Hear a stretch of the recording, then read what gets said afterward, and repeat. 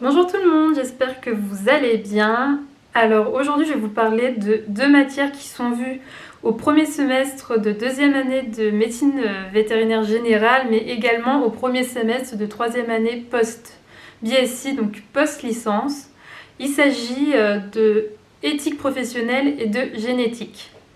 Alors, avant de me lancer là-dedans, je vous rappelle déjà que vous pouvez vous abonner à la chaîne si vous voulez voir les prochaines vidéos et également activer la cloche. Comme ça, vous serez tout de suite au courant, sachant que la prochaine vidéo sera à propos des clubs de l'université. Vous pouvez également liker cette vidéo si elle vous plaît et commenter. Et on va pouvoir y aller. Let's go!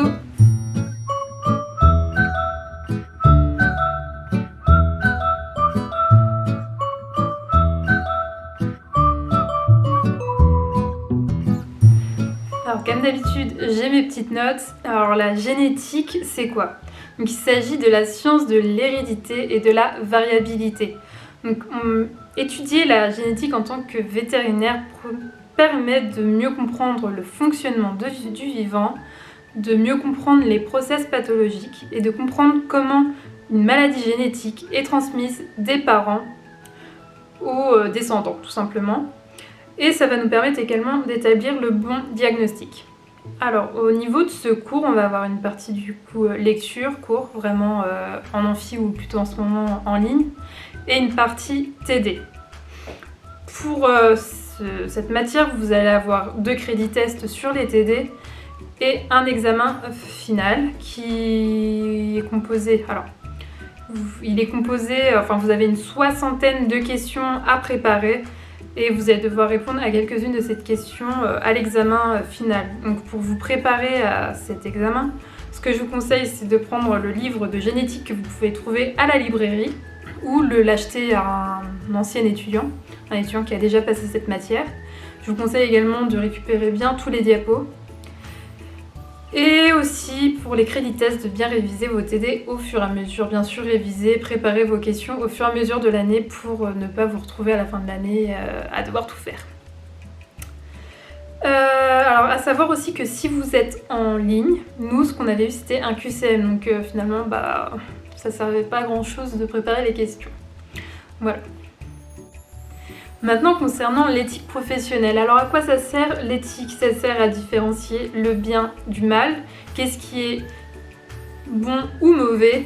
Alors c'est un sujet qui est dur pour le vétérinaire, où on va avoir constamment des décisions à prendre, et l'une des décisions que l'on prend au quotidien en tant que vétérinaire, c'est l'euthanasie. Éthiquement parlant, est-ce que c'est bien ou mal? Justement, vous allez en discuter dans cette matière.